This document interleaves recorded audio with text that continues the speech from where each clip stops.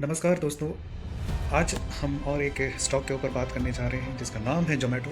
नाम सुनकर आपको पता चल ही गया होगा कि किस तरह से ये हाल फिलहाल में बहुत ही ज़्यादा लाइमलाइट में आया हुआ था। काफ़ी सारे ज्ञानी पंडित इसके बारे में काफ़ी सारी चीज़ें बात कर रहे थे। तो तब से लेकर आज तक इसमें काफ़ी सारी चीज़ें बदल चुकी हैं, जो कि इसका रुख कुछ और ही हो चुका है। अब देखते हैं हम इसके बारे में पूरे डीप एनालिसिस करके जानेंगे कि किस तरह का अभी ये मार्केट में चल रहा है, कैसे ये परफॉर्म कर रहा है। क्योंकि जब शुरुआत में कोई स्टॉक आता है तो काफ़ी सारी मार्केटिंग की जाती है, तो उसमें हमें पूरी तरह से उसकी पिक्चर नहीं पता चल पाती है कि यह स्टॉक आखिर काम किस तरह से करती है या फिर मार्केट में कैसा परफॉर्म करेगी। इसके लिए हम बिल्कुल भी समझ नहीं आता है कि ये कैसा काम करेगा। तो अभी जिस तरह से इसका हाल फिलहाल में इसका रिकॉर्ड आया है मार्केट में परफॉर्म करने के बाद, तो इसके बारे में पूरी डिटेल से इसके बारे में विस्तार से हम इसे जानने की कोशिश करेंगे। तो फिलहाल हमारे इस चैनल को ज़रूर सब्सक्राइब करके रखिएगा, क्योंकि इसी तरह के और भी वीडियो आपको मिलते रहेंगे। यदि आपको इसी तरह के और भी दूसरे स्टॉक्स के बारे में आपको जानकारी लेनी है तो नीचे कमेंट करके नीचे लिखिए कि हमें किस तरह के स्टॉक आपको जानकारी चाहिए। जैसे जैसे आप स्टॉक का नाम आप उसमें डालेंगे, हम उन सारे स्टॉक्स के ऊपर पूरी जानकारी वाली वीडियो लेकर आएंगे।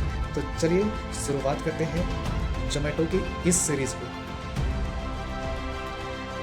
जब से मार्केट में ज़ोमैटो का नाम सुनाई पड़ रहा है, तब से काफ़ी सारे लोगों के मन में काफ़ी ज़्यादा क्यूरियोसिटी आई हुई है और लोग अलग अलग तरह के स्टेटमेंट दे रहे हैं कि मार्केट में किस तरह के सेंटिमेंट है या फिर किस तरह से अब यह स्टॉक परफॉर्म करेगा।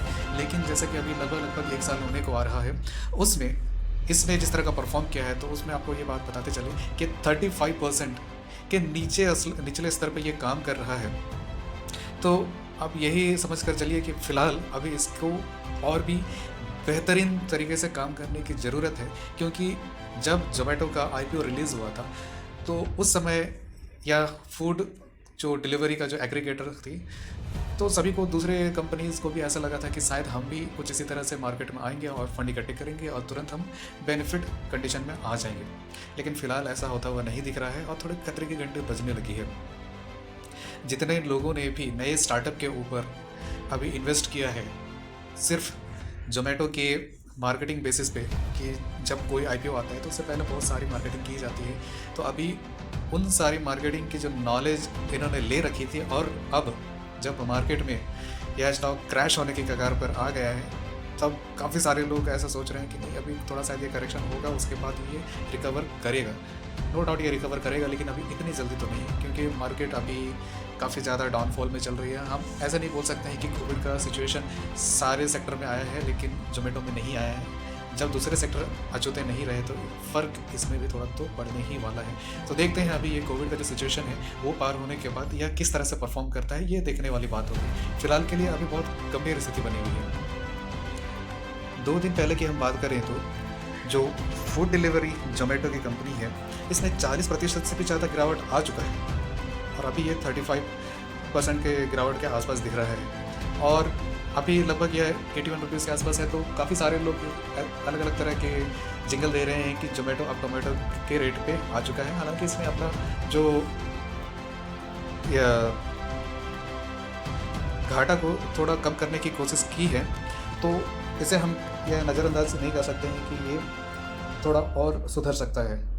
काफ़ी सारे ब्रोकरेज हाउस अलग अलग तरह के बातें कह रहे हैं और इवन इसमें शॉर्ट टर्म और मीडियम टर्म में एक अच्छी खरीदारी करने की सलाह दी जा रही है।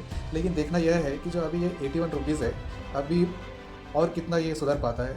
190 के आसपास इसका टारगेट दिया जा रहा था, अभी ये उससे काफ़ी ज़्यादा दूर है। देखते हैं अभी ये कितना ज़्यादा सुधर पाता है। फ़िलहाल तो अभी इसमें और भी ज़्यादा काम करने की ज़रूरत है। फ़िलहाल अभी जिस तरह की जो कंडीशन है, वो सिर्फ अपने जो घाटे हैं वो किसी तरह से कम कर पाएँ तो वो ज़्यादा बेहतर होगा, क्योंकि इसमें ज़्यादा मार्केटिंग का जो कॉस्ट है ना, वही सबसे ज़्यादा होता है। तो ये मार्केटिंग का जो कॉस्ट है, जितना ज़्यादा कम कर पाए उतना बेहतर है। तो फिलहाल इसका सबसे ज़्यादा कॉन्सेंट्रेशन इसी बात पे होना ज़्यादा ज़रूरी है। उसके अलावा बाकी प्रॉफिट करना उसके बाद की बात है। फिलहाल घाटा जितना जल्दी कम हो सके, जो निवेशक हैं उन सभी के लिए ये ज़्यादा बेहतर हो सकता है। क्योंकि यदि घाटा रहेगा और सिर्फ प्रॉफिट दिखाते रहें और लोन जो इन्होंने इतने तरीके से ले रखे हैं उन्हें भी तो चुकाना है, तो इसके लिए फ़िलहाल इसमें जिस तरह की न्यूज़ आ रही है उसमें संभल कर निवेश करने की हमारी ओर तो सलाह है। जब से आईपीओ रिलीज़ हुआ है, जो कि इशू प्राइस 76 रुपीज़ थे, और लिस्टिंग जो हुई है, लिस्टिंग को आप ऐसा मान सकते हैं कि कि बहुत ही ज़्यादा खतरनाक हुई है। ये 115 रुपये की लिस्टिंग पे है, तो ये बात थोड़ा गौर करने वाले, क्योंकि जितने रुपए में ये लिस्टिंग हुआ है अभी तक उससे काफ़ी ज़्यादा टूटा हुआ है। इसकी जो IPO की लिस्टिंग हुई थी 23 जुलाई को, लिस्टिंग के बाद इसने नवंबर के महीने में 169 का लेवल टच किया था, जो कि अभी तक का ऑल टाइम हाई है, और अभी 80 रुपये के भाव पर आ चुका है। अब देखना ही है कि अभी ये अपने आप को किस तरह से मजबूत कर पाता है, क्योंकि जितना ज़्यादा ये मजबूत होगा उतना ज़्यादा इसमें विश्वास आएगा और उतने ज़्यादा मार्केट में अच्छा एक सेंटिमेंट बना हुआ रहेगा, और नहीं तो इसे काफ़ी ज़्यादा मुश्किल का सामना करना पड़ सकते हैं आगे भी। तो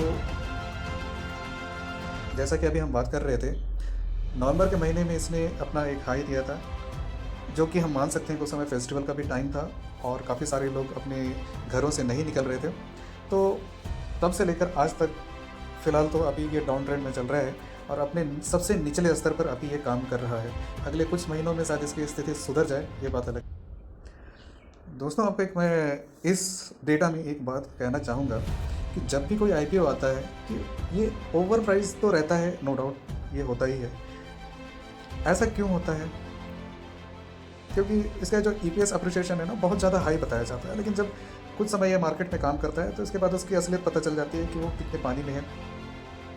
तो इस बात को ज़रा ध्यान रखेंगे कि कभी भी कोई स्टॉक में आप काम कर रहे हैं तो उसके पूरी फंडामेंटल रिसर्च ज़रूर करें, क्योंकि आपकी गाढ़ी कमाई है और ये कंपनीज जब भी आती हैं तो एक बेहतरीन माहौल तैयार होने पर ही आती हैं। तो आपको इस बात का ज़रूर ध्यान देना है, रेवेन्यू बढ़ता हुआ रहे, घाटा जो है कम हो जाए या फिर जो डेप्ट है वो कम होते जाएँ, तो ऐसी कंपनीज में ज़रूर जाना चाहिए। लेकिन जो ऑलरेडी घाटे में है और एक बहुत ही ज़्यादा ओवर प्राइस्ड हो चुकी है, तो उसमें जाना बोलेंगे तो आपको बहुत सारी चीज़ों का आपको ध्यान रखना चाहिए। जैसे कि बिना फंडामेंटल रिसर्च एनालिसिस करके आप बिल्कुल भी मार्केट में एंट्री मत कीजिए या फिर किसी भी स्टॉक में एंट्री मत कीजिए। और जब भी आप किसी अच्छे स्टॉक में इन्वेस्ट कर रहे हैं, इन द सेंस कि आपकी नज़र में वो अच्छा हो सकता है लेकिन दूसरे की नज़र में कैसा हो सकता है और ये आपको शायद ना पता चले, तो इसके लिए आप किसी फाइनेंशियल एक्सपर्ट से ज़रूर सलाह लीजिए, ताकि आपको कोई भी तरह की स्थिति में ना रहना पड़े और आपकी गाड़ी कमाई ना डूबे, ना फंसे। तो आशा करते हैं कि आपको यह सीरीज ज़रूर पसंद आया हुआ रहेगा। यदि आपको लगता है कि यह कुछ समय के बाद ये रिवैम्प कर जाएगा, मार्केट में एक अच्छा पोजीशन कर पाएगा, तो क्या सच में ऐसा कर सकता है जोमेटो? नीचे लिखिए यस, और यदि नहीं तो नीचे लिखिए नो। और नेक्स्ट वीडियो आप किस टॉपिक पर देखना चाहते हैं तो नीचे कमेंट करके हमें ज़रूर बताइएगा। इस चैनल को, फिनोवेशन के चैनल को सब्सक्राइब कीजिए, लाइक कीजिए, शेयर कीजिए, ताकि हमारा मोटिवेशन बना रहे, क्योंकि जितना ज़्यादा हम आपसे फीडबैक लेंगे उतना ज़्यादा हमें मोटिवेशन मिलता रहेगा। विद द नेक्स्ट वीडियो में टेक केयर, बाय बाय, हasta la vista।